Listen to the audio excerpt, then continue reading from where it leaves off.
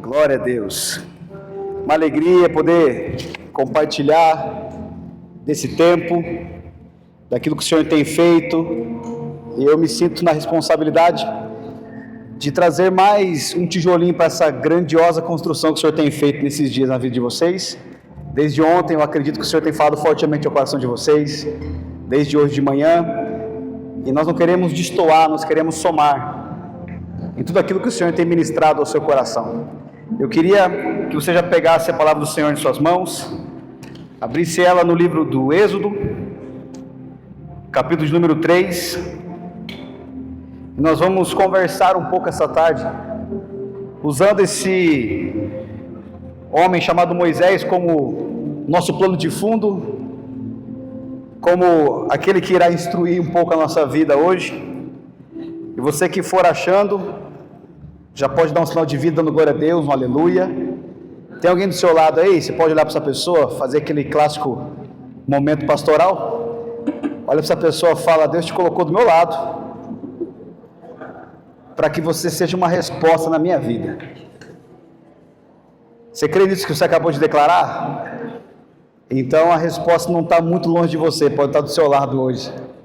Essa pessoa que Deus colocou, está sentada do seu lado, pode ser o porta-voz daquilo que Ele irá ministrar ao seu coração nessa noite. Êxodo capítulo número 3, vai dizer bem assim: apacentava Moisés o rebanho de Jetro, seu sogro, sacerdote em Midian, e levou o rebanho atrás do deserto, e chegou ao monte de Deus, a Horebe, e apareceu-lhe um anjo do Senhor em uma chama de fogo, do meio de uma sarça, e olhou, e eis que a sarça ardia no fogo, e a sarça não se consumia. E Moisés disse: agora me virarei para lá, e verei esta grande visão, porque a sarça não se queima. E vendo o Senhor que se virava para ver, bradou Deus a ele do meio da sarça e disse: Moisés, Moisés. Respondeu ele: eis-me aqui. Feche seus olhos. Pai, eu quero te agradecer pelo privilégio que nós temos de ler a sua palavra e de desfrutar das verdades que podem libertar a nossa vida. Que os corações aqui presentes venham se assemelhar, ó Pai, à terra boa. Se há alguém entre nós que se achegou até esse ambiente com o coração se assemelhando à beira do caminho, a um terreno espinhoso, a um terreno de pedras, que o Teu Espírito em nós nos converta a uma terra boa, a terra que já foi preparada pelo Senhor para reter essa poderosa semente que é a Sua palavra, e que essa semente possa germinar nesses corações e dar muitos frutos para que o Seu nome seja glorificado. É isso que eu te peço, te agradeço em nome de Jesus, amém. Gente, esse contexto ele é muito poderoso, porque estamos falando de um personagem muito conhecido, Moisés, homem que estava nesse momento que nós lemos apacentando as ovelhas de seu sogro Jetro, e ele estava num serviço comum, ele estava num dia normal, num dia de trabalho, num dia qualquer, na sua rotina diária, e ele estava apreciando o resultado do seu trabalho, que era ver as suas ovelhas, as ovelhas que estavam debaixo dos seus cuidados, se alimentando, se arrebanhando. E num ambiente totalmente comum, num ambiente totalmente normal, uma sarça começa a pegar fogo no meio do deserto. Moisés, prontamente, como nós lemos, ele olha aquela sarça pegar fogo. Só que ele não dá muita atenção, pergunta por quê? Porque é normal uma sarça pegar fogo em meio ao deserto, por conta das altíssimas temperaturas que o deserto tinha durante a tarde. E por ser um clima totalmente árido, seco, é normal ter algumas queimadas no deserto. Então uma sarça pegar fogo no deserto é normal. Você consegue repetir isso comigo? Uma sarça pegar fogo no deserto é normal.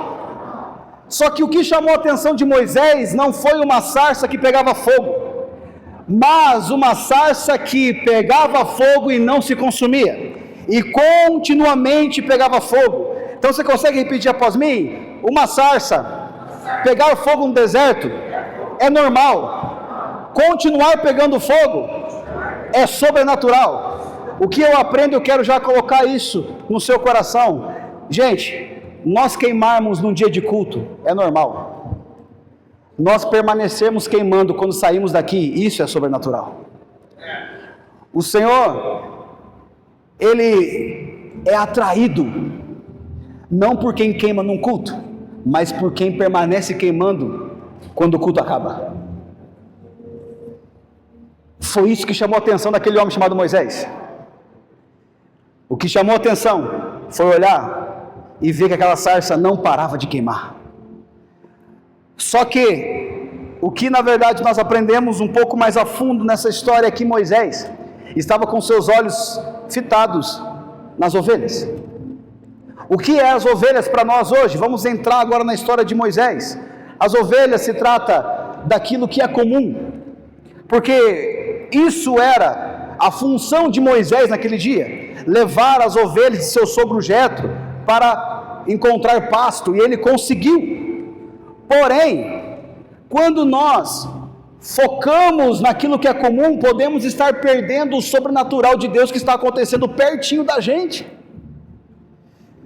A sarça não estava queimando em outro monte, a sarça não estava queimando em outra cidade, não, a sarça estava do lado, num dia comum, numa função normal. Você consegue entender isso? O que eu entendo com isso é que o Senhor não precisa de uma liturgia para fazer e para falar, Ele só precisa de um coração sensível e disposto a ouvi-lo. Moisés naquele dia estava num ambiente normal, comum, é isso que eu quero que você entenda, que muitas vezes você está na sua rotina, seja estudando, trabalhando, não perca a sensibilidade do seu coração, porque o Senhor quer falar ao nosso coração independente do momento. Se você está cuidando de ovelhas, como aqui Moisés estava com relação às ovelhas de seu sogro Jetro, não perca a ideia de que Deus não precisa de um ambiente, Ele precisa de um coração sensível. Ou você acha que Deus fechou monopólio com os prédios das igrejas? Ou você pensa que o Senhor fala somente quando você está entre essas quatro paredes? Gente, a voz do Senhor ecoa em todos os lugares aonde tem um coração sensível. O Senhor tem falado nesses dias aos nossos corações. Só que muitas vezes, como Moisés, nós estamos distraídos com as ovelhas, que pode ser qualquer coisa. Eu quero usar aqui as ovelhas como agora uma distração de Moisés, que quase impediu Moisés de ouvir o que o Senhor estava falando. Moisés estava tão focado no sucesso do seu trabalho, que ele quase perdeu a oportunidade de ser comissionado a ser o libertador de Israel. O Senhor fala em ambientes comuns, o Senhor continua falando. E quando as pessoas falam, faz tempo que eu não ouço a Deus, não é porque Deus parou de falar, é porque em muitos casos nós é quem paramos de ouvir. E eu acho que a pergunta que mais é gerada dentro de nós é a seguinte: qual é a voz de Deus? Como é a voz de Deus quando você ouve alguém falar, eu ouvi Deus falar comigo? Ei, Manu, o que nós pensamos? Como Deus falou com você, cara? Para muitos, até certo tempo atrás, pastor Nicolas, a voz de Deus era muito similar à voz do Cid Moreira, que o céu se abria e ouvia: servo bom e fiel. Agora, mais do que nunca, né? Porque ele faleceu e ele está literalmente, né, na eternidade. Mas, brincadeiras à parte, nem sei por que eu fiz essa brincadeira. Mas amém, vamos continuar. Gente, Deus não se utiliza da voz do Cid Moreira para falar com a gente. Como então é a voz de Deus? A voz de Deus pode ser de duas maneiras. Quem quer aprender diz amém. A voz de Deus pode ser muito parecida com a sua. Ou melhor, é a sua. Você nunca conversou com você mesmo no seu intelecto? Parece que você está louco. Que se você compartilha com alguém, essa pessoa vai falar para você ir atrás de um atendimento psiquiátrico. Mas é você conversando com você mesmo. A primeira maneira que Deus fala é por essa via, usando a sua própria voz dentro de você para falar contigo. Só que como que eu vou distinguir o que é a voz de Deus e o que é a minha, se Ele usa a minha própria voz para falar comigo? Entenda uma coisa, o princípio é prático e poderoso. Você precisa entender que nós fomos programados, pós-pecado, a sermos egoístas, egocêntricos e individualistas. Então, se essa voz que fala no seu interior vai te levar a pensar somente em você, tem grande chance de ser você falando para você mesmo. Só que toda e qualquer voz que fala no seu interior, que vá favorecer o próximo, pode ter certeza que é o Senhor falando. Porque você não foi programado para pensar no próximo. Consegue entender? Se você ouve algo dizendo, faça isso, abraça aquela pessoa, oferta isso. A gente muitas vezes pensa, é o diabo querendo que eu oferte. Imagine, pastor Jimmy, uma voz fala bem assim, oferte seu carro. Fala, sai daqui em nome de Jesus. Está repreendido, Satanás. Você acha que o diabo tem interesse em te ver ofertando algo, em te ver favorecendo alguém? Não, irmãos. Se a voz que está falando dentro de você vai favorecer alguém através de você, tenha segurança que é o Senhor falando. Porque você não foi programado para pensar no próximo. Quem está aqui diz amém. E qual é a segunda voz que Deus pode se utilizar para falar? No livro de Samuel nós vemos o Senhor chamando Samuel. Em uma madrugada que Samuel estava deitado na sua cama e ele ouve a voz, Samuel, Samuel. Samuel sai correndo e vai para o quarto de Eli, que era sacerdote. E ele fala, o que queres, meu pai? Ele fala, não te chamei? Aí ele volta. E Deus novamente chama, Samuel, Samuel. E agora Samuel vai correndo ao quarto de Eli e fala, o que queres, meu pai? Ele fala, não te chamei. Aí Samuel volta, ele fala, cara, acho que eu estou ficando maluco. Aí ele volta a dormir e Deus de novo, Samuel, Samuel. Ele vai ao quarto de Eli de novo e fala, você está me chamando? Ele fala, não. Só que na terceira vez ele fala, eu entendi. Quando essa voz falar novamente, diga, fala que o teu servo te ouve. Gente, que voz Samuel ouviu? A voz de Eli, equalizada com a voz, é Deus equalizado na voz de Eli. E aí você vai ver que Samuel fala bem assim, eu sirvo a Deus. Perante Eli, Samuel honrava Eli, ainda que fosse ou é o pior sacerdote registrado na história. Samuel honrava aquele homem. Então qual é a voz que Deus vai usar para falar também? A voz que você honra. Então, irmãos, vamos aqui distinguir um pouquinho como Deus fala, de duas uma. Se você não ouve Deus falando, primeiramente, pode ser porque você perdeu essa intimidade que ocorre dentro de você em espírito. Como também pode ser que você não tenha honrado nenhuma voz, é por isso que nenhuma voz Deus consegue usar para falar com você. Então isso é muito sério.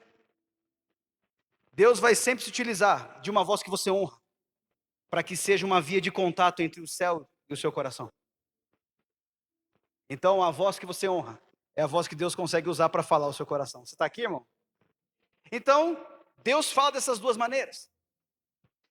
Só que nós, ultimamente, por perdermos a sensibilidade daquilo que Deus tem feito, por excesso de distrações, estamos correndo o risco que Moisés correu naquele dia, de ficar se atentando totalmente nas ovelhas e quase perder o time do que Deus estava fazendo. Eu volto a repetir, eu quero que isso fique no seu coração. Deus não precisa de um passe já convosco para começar a falar ao seu coração. Nós precisamos nos desprender disso. Esse ambiente é um ambiente coletivo para nós celebrarmos a presença de Deus coletivamente e expressar o corpo de Cristo na terra, chamado igreja. Mas agora, se nós dependemos desse ambiente para ouvir Deus falar, irmãos, nós precisamos correr atrás desse ambiente que Deus fala continuamente. Nós precisamos nos voltar para esse fogo que está queimando do nosso lado. Nós precisamos voltar os nossos corações para esse ambiente de pura intimidade. Porque Deus quer falar. Mas nós estamos distraídos, ou muitas vezes nos preocupando com tantas outras coisas que são banais, como por exemplo, quantas vezes você se sentiu indigno do que Deus está fazendo? Como se a dignidade fosse algo que Deus procura em você para fazer alguma coisa. Quantas vezes você se sentiu menor? Quantas vezes pela idade você falou, poxa, Tem muitas pessoas que já estão na minha frente, já estão adiante de mim, já vieram antes, tem mais autoridade, tem mais espaço, tem mais ambientes em Deus do que eu. Gente, deixa eu falar uma coisa para você. Deus não respeita ordem de chegada. Deus respeita a ordem de renúncia. Quem tiver disposto a renunciar primeiro, Deus responde. Deus não está interessado em quem veio primeiro, Deus está interessado em quem vai ter a condição de renunciar primeiro. Deus não quer responder quem chegou primeiro, Deus quer responder quem vai ter a coragem de renunciar primeiro. É isso que nos torna perfeitos diante de Cristo. Eu vou usar uma base para que você entenda o que eu estou te falando em Mateus, Evangelho segundo Mateus, capítulo de número 19. Nós vamos ver e ler a história famosa do jovem rico. Mateus 19, versículo 16, que diz bem assim: E eis que alguém aproximando-se disse-lhe: Bom mestre, que bem farei para conseguir a vida eterna? E ele disse-lhe: Por que me chamas bom? Não há bom senão um só, que é Deus. Se queres, porém, entrar na vida, guarda os mandamentos. Disse-lhe ele: Quais? E Jesus disse: Não matarás, não cometerás adultério, não furtarás, não dirás falso testemunho, honra teu pai e tua mãe, e amarás o teu próximo como a ti mesmo. Disse-lhe o jovem: Tudo isso tenho guardado desde a minha mocidade. Que ainda me falta? Disse-lhe Jesus: Olha a fala de Jesus. Se queres ser perfeito. Não está escrito isso? Jesus vai mostrar qual é o caminho da perfeição. O que nós colocamos na nossa cabeça? Se queres ser perfeito, nunca mais erre. Porque nós achamos que perfeição é igual uma vida que não comete erros. Mas Jesus vai falar: se queres ser perfeito, vai, vende tudo que tens e dá aos pobres, e terás um tesouro no céu. Vem e segue-me. Qual é o caminho da perfeição para Jesus? O caminho da renúncia. Você quer ser perfeito em Cristo? Renuncia. Renuncia essas distrações para você adentrar nesse ambiente de intimidade. Então, quantas pessoas, quantos jovens, amigos seus, que você não conhece, que estão cansados de lutar contra o pecado? Você pode ser uma dessas pessoas que está cansada de lutar contra o pecado, que infelizmente muitas vezes o resultado é você cai. A pergunta é: vai ser assim para sempre? Nós vamos viver eternamente tendo que nos esforçarmos para dizer não para o pecado? Enquanto você não entender o lance da intimidade, sim. Porque qual é o lance da intimidade? É quando você para de gastar energia para dizer não para o pecado e começa a investir energia para dizer sim para Cristo. Entenda uma coisa: você está aqui na conferência. O fato de você estar aqui, você disse sim para essa conferência, sim ou não? Automaticamente, quando você disse sim para a conferência, você disse não para um monte de coisa que você poderia estar fazendo agora. Você poderia estar na sua casa agora, assistindo. O que está rolando agora? Nem sei. Esse horário também nem em casa. Eu estou caldeirão de alguma coisa, não tem? Sei lá, esqueci o nome do rapaz lá. Mas você podia estar em casa, assistindo televisão. Só que quando você disse sim para a conferência, alguém aqui, ao sair de casa, disse: não vou assistir TV, eu vou para a conferência? Gente, é natural quando você diz sim para algo, você dizer naturalmente não para outras coisas, sem precisar verbalizar isso. Você está aqui? Entenda que quando você diz sim para Cristo, você nem precisa verbalizar o não para o pecado, porque o pecado está no oposto de Cristo. Então, se nós dizemos sim para Cristo, na intimidade que queremos ter com Ele, naturalmente o pecado não será mais sugestivo para nós. Aonde nasceu o pecado, gente? Em um ambiente que nós chamamos de jardim, aonde o Senhor Deus fez brotar da árvore, da terra, toda árvore agradável à vista, boa para alimento, a árvore da vida e a árvore da ciência do bem e do mal. E Deus disse, Gênesis 2, versículo 16, de toda a árvore do jardim comerás. Consegue colocar Gênesis 2:16 para nós? Olha o que está escrito. E ordenou o Senhor Deus, está escrito isso. Gênesis 2:16. E ordenou o Senhor Deus ao homem, dizendo: de toda a árvore do jardim comerás livremente, mas da árvore do conhecimento do bem e do mal, dela não comerás, porque no dia em que dela comeres, certamente morrerás. O pecado, ele nasceu quando alguém comeu um fruto que era proibido. Está aqui comigo? Só que entenda uma coisa: em que momento aquele fruto se tornou sugestivo? No momento em que o homem e a mulher não desfrutaram daquilo que lhes era permitido. A árvore da ciência do bem e do mal, que para nós é o símbolo do pecado, foi consumido porque as árvores, melhor dizendo, da vista, boa para alimento e da vida, não foram consumidas. Aí me fale, o que é mais errado? Se alimentar do que é proibido? Ou não se alimentar do que é permitido? O que é mais errado? Os dois estão na mesma proporção de erro, gente.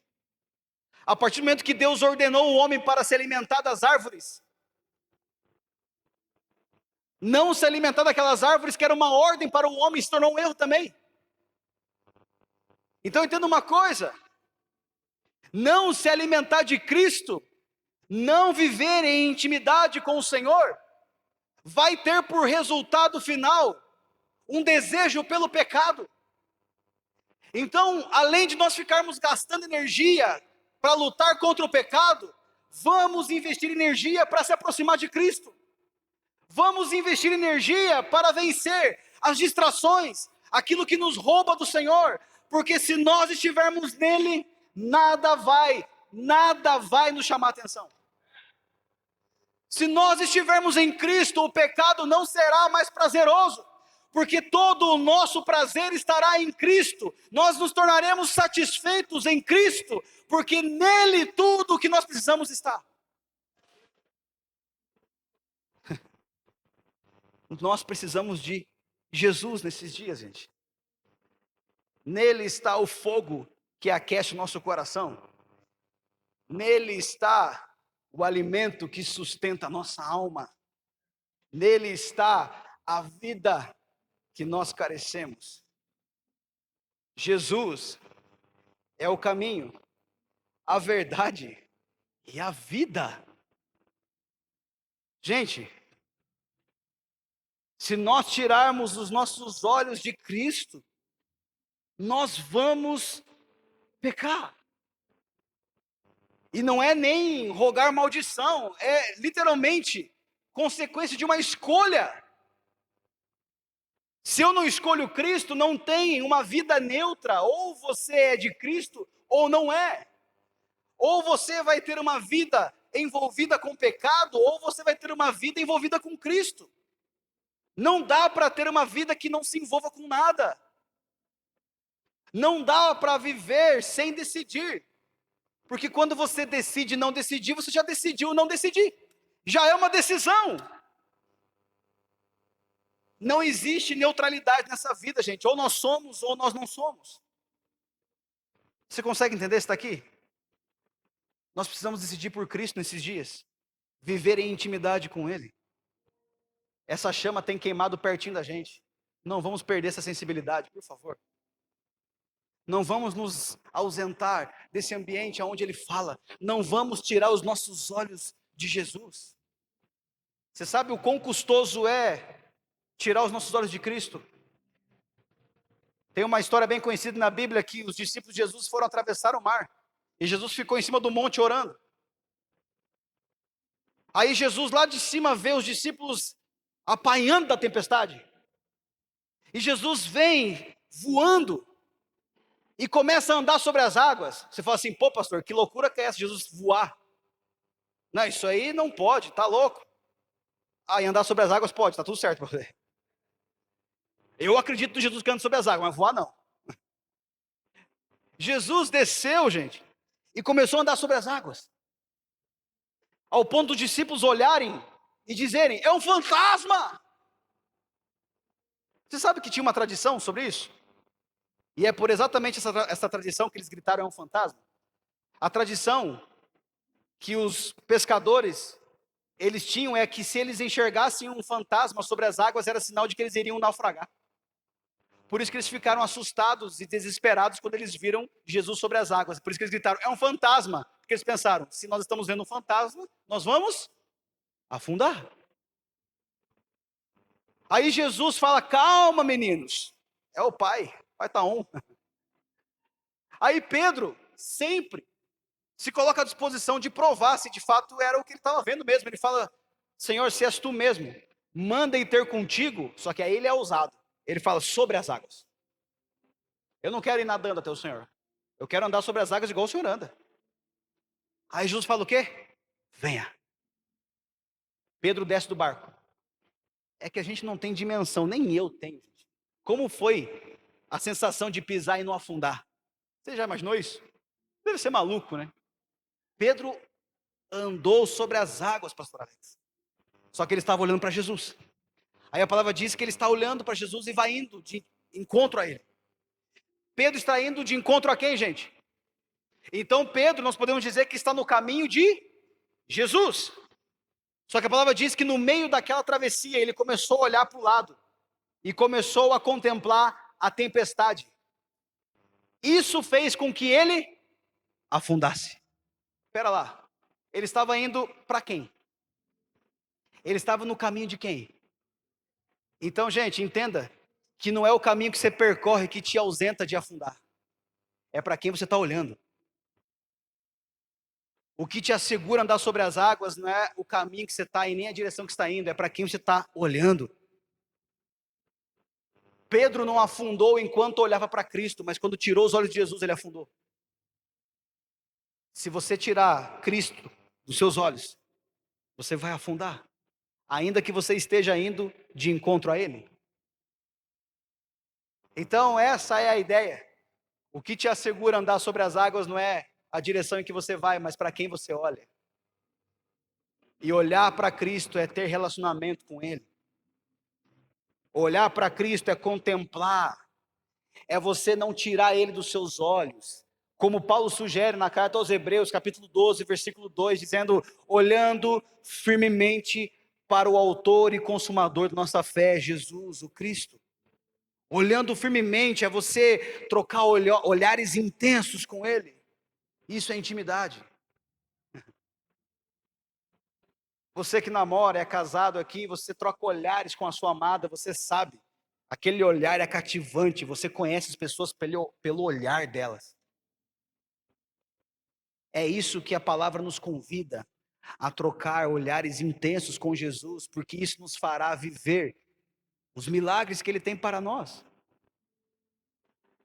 E enquanto nós não dermos essa atenção, nada vai acontecer, porque, voltando para Êxodo capítulo 3, para nós encerrarmos, a palavra diz que apareceu no versículo 2, um anjo do Senhor em uma chama de fogo do meio de uma sarça.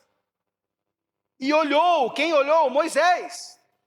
E ele viu que a sarça ardia em fogo, pegava fogo, mas ele voltou a olhar para as ovelhas. Enquanto Moisés não se voltou e deu a devida atenção para o fogo que queimava, Deus não podia falar. Aqui que está, irmãos, a grande sacada de intimidade, é você viver uma vida em que você dá a devida atenção para aquilo. Eu vou perguntar para as mulheres, porque geralmente isso ocorre mais com vocês. Você gosta de conversar com alguém que está olhando para outro lugar enquanto você fala?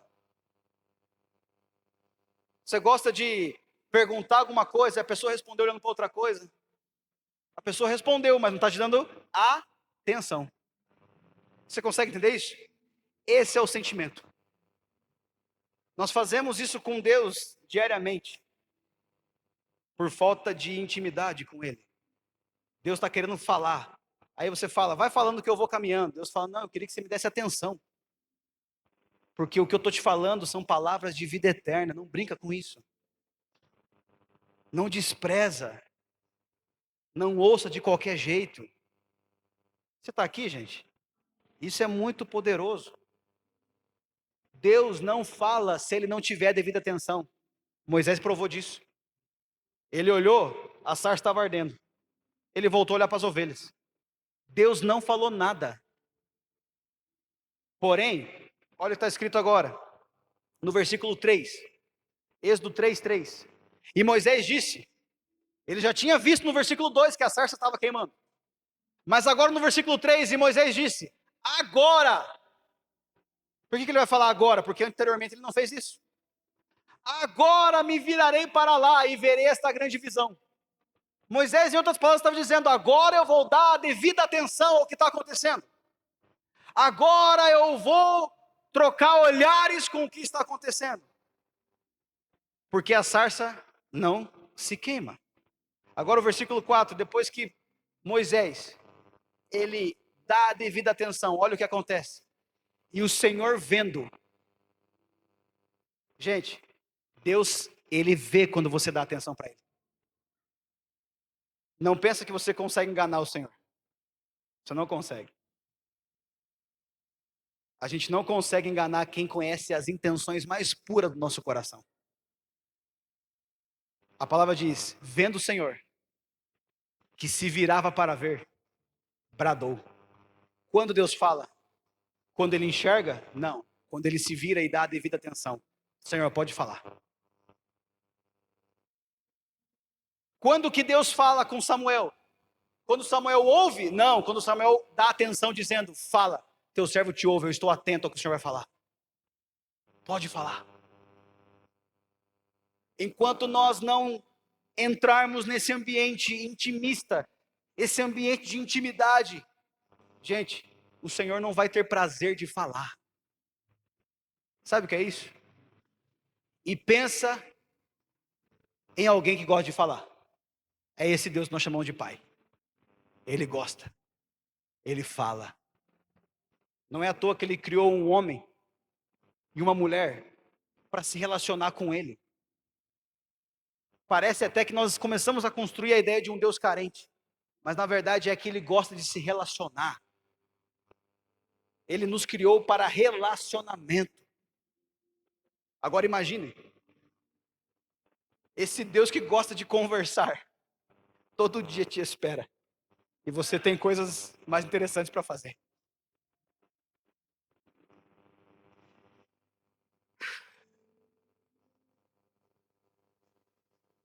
Você consegue imaginar uma cena de um pai que tem uma imensa saudade do seu filho, indo para uma praça encontrar ele, e o pai está lá esperando, e começa a passar as horas, começa a anoitecer, e o pai tem que ir embora porque o filho não chegou? Você consegue imaginar essa cena? De imaginar já é um pouco triste, né? Nós vivemos elas diariamente. Nós vivemos esse cenário onde o pai está lá sentadinho na praça esperando a gente para conversar porque ele tem saudade. E a gente está lá atarefado com tantas coisas que tem nos distraído nesses dias. Só que ele está lá. Ah, irmãos, isso me arrebata o coração. Eu já deixei Deus esperando muitas vezes.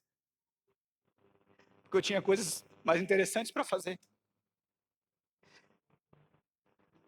Mas o que me constrange é que, por mais que ele soubesse que eu não estaria lá, ele não deixou de ir.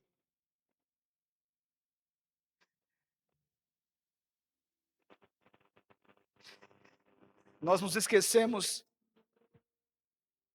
que o Deus que falou, não coma dessa árvore porque eu não quero. Quando o homem e a mulher comeu, Deus desceu.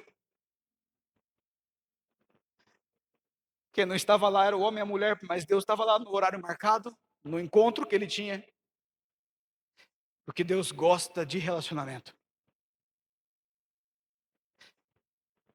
Aí o pecado nos distanciou tanto, que agora a gente se sente sujo para chegar na presença daquele que tem poder de nos limpar. E a gente fica tentando se limpar sozinho, quando na verdade nós precisamos dele. A gente fica tentando se moldar diante daquele que é o oleiro. A gente foge do oleiro tentando entrar num formato que vai chamar a atenção dele, quando na verdade é ele que nos molda. Que o Senhor nos conduza a esse ambiente de intimidade, porque ele está lá nos esperando, gente. Ele não deixou de nos esperar. Eu costumo dizer que o pecado afastou a gente de Deus, mas nunca afastou Deus da gente. E por que eu falo isso? Como assim que o pecado me afasta de Deus, mas não afasta Deus de mim? Porque o pecado não foi um problema para Deus, foi um problema para nós. É nós que nos achamos indignos de se chegar na presença dele, é por isso que nós não vamos. Aí Paulo tem que chegar e escrever, dizendo: vá com confiança, se achegue com confiança no trono da graça. Não tenha medo, porque aquele Deus carrasco que o pecado montou na sua cabeça, ele se transformou em um pai amoroso, que tem um amor incondicional por você. Foi essa a ideia que Jesus veio trazer, gente. Porque a religião extremista construiu um Deus que é intocável, inalcançável, um Deus que não aceita o erro. Aí Jesus vem, em Mateus 6, ele fala: olha, se você quer conversar com o teu pai, entra no teu quarto, fecha a tua porta e fala com o teu pai que está em secreto. Jesus, para uma outra mulher, a samaritana, num poço de Jacó, quando ela entende que Jesus era profeta e ele era o Messias, ela fala: Jesus, aonde que nós devemos adorar? Eu entendi que o Senhor é. Então me fala rápido, eu preciso adorar. Só que os nossos antepassados diziam que nós precisamos adorar nos montes, e vocês, judeus, dizem que nós precisamos adorar no templo. Então aonde que se adora? Eu quero te adorar. Jesus fala: vai chegar um tempo, mas para você já chegou, em que os verdadeiros adoradores, eles não vão depender de um monte, nem de um templo, mas vão depender de uma conexão espiritual e verdadeira, independente do local, independente da ocasião, independente da conexão, eles vão se conectar com o Pai, porque é esses tais que o Pai procura. Meu Deus. Gente, Deus não carece de adoração, Ele não procura adoração, Ele procura adoradores. E adoração, a pastora Sabrina está aqui de prova. Na nossa época, a gente ia montar um repertório para ministrar no culto, a gente falava: hoje nós vamos cantar 2 louvores e 3 adoração. E na época, para nós, os louvores eram as músicas agitadas e a adoração as músicas lentas. Mas quando nós entendemos o que é adoração, gente, muda todo o contexto. Adoração nunca foi uma música. Adoração na palavra é inclinação. O que é adorar a Deus? É você se inclinar para Ele. É você se voltar para a presença dEle. É você ser governado por Ele. É você olhar e falar: Senhor, eu sei a resposta, mas eu quero ouvir ela da sua boca. Isso é muito doido, gente. Não é fanatismo, isso é intimidade. Pastor Alex, quanto que é 2 mais 2? 4. Eu pergunto para ele que a gente tem mais intimidade. Mas a pergunta é: por que você não orou para perguntar quanto quer? Porque a gente sabe a resposta. Nós estamos sendo roubados naquilo que nós sabemos dar a resposta. E aí nós não queremos depender de Deus para algo que a gente sabe. Aí nós estamos numa geração que sabe muito, mas depende pouco de Deus. Eu não estou aqui para desconfiar da tua inteligência, eu sei que vocês aqui são tops. Mas não deixa a sua ciência roubar você daquilo que é puro e simples, que é a intimidade com Deus. Não deixa isso roubar você do seu altar secreto na sua casa. Vá para o Senhor, se envolva com Ele, porque Ele é um pai que está te esperando. Ele é um pai que não consegue falar enquanto você não se vira para Ele e dá a devida atenção. Essa é a ideia de intimidade, gente. É nós entendermos aonde está o Senhor. Será que Ele está num trono intocável, inalcançável?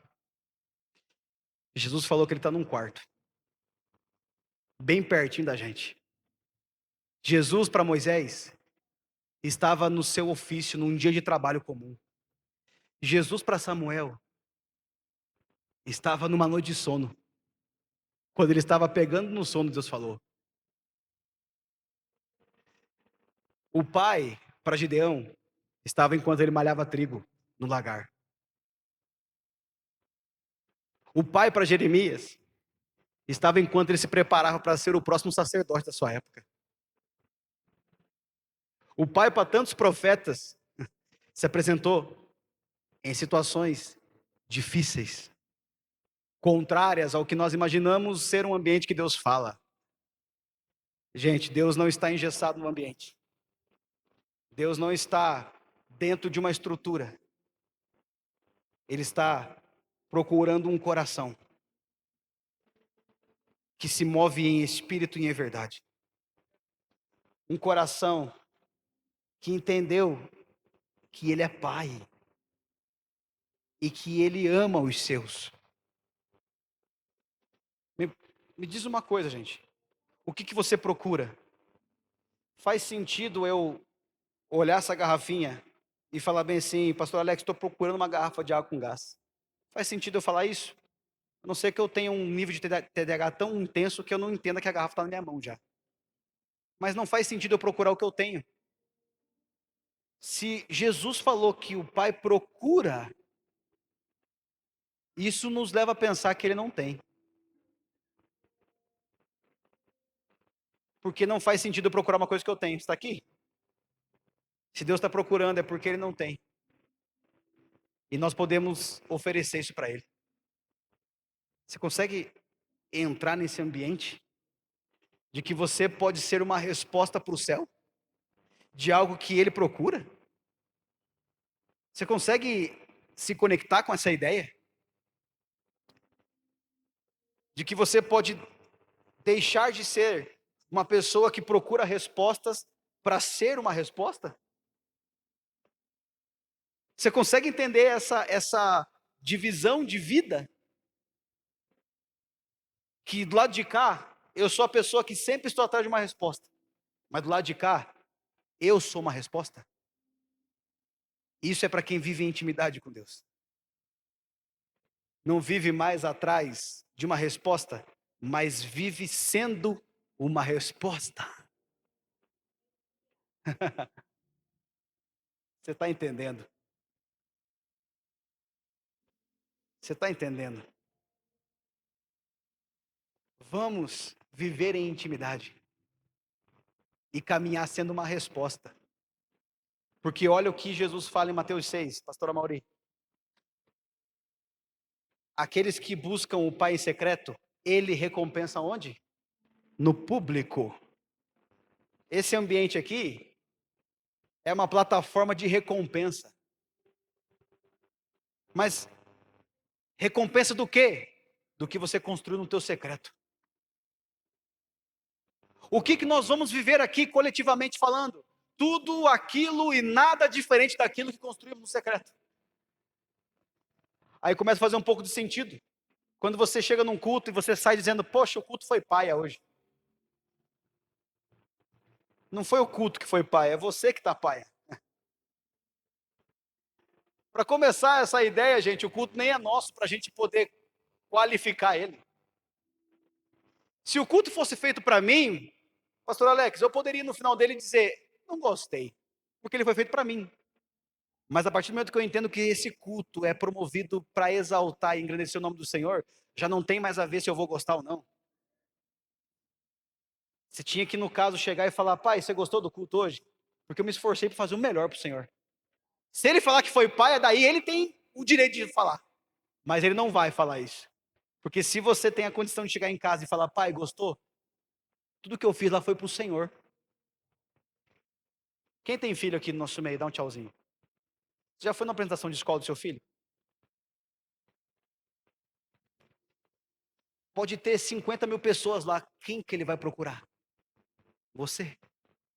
Eu estava agora na apresentação da minha filha, de ginástica, né? James estava comigo. Ela estava lá longe de mim, ela estava assim, ó.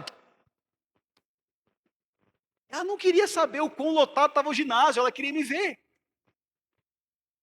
Por quê? Nós temos intimidade. Ela não se importa com o número de pessoas, ela se importa comigo. Deus é igualzinho como pai.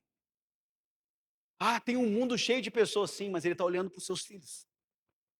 Cadê ele? Ele veio hoje? Cadê aquele coração que me atrai? Ele veio hoje? Vim, pai, estou aqui. Ah, eu estava procurando. Esse é o texto. Você consegue entender isso? Faz sentido para vocês? Vamos entrar nessa frequência de uma vida que é uma resposta. Porque se a palavra diz que ele nos recompensa no público, é porque nós já fomos respondidos no secreto. Eu vou comentar algo para que o seu coração absorva isso e frutifique no tempo certo. Não venha mais para a igreja atrás de uma resposta. Venha para a igreja para ser uma resposta. Aí você vai ver como os cultos vão mudar. Não venha mais, Senhor, fala comigo. Não, chega aqui e fala, Senhor, com quem o Senhor quer falar? Eu estou disponível. Me usa. Quer falar com alguém aqui? Eis-me aqui. Envia-me a mim. Tem algum corajoso, alguma corajosa assim no nosso meio hoje? Isso é a intimidade que constrói em nós. Eu queria orar com vocês.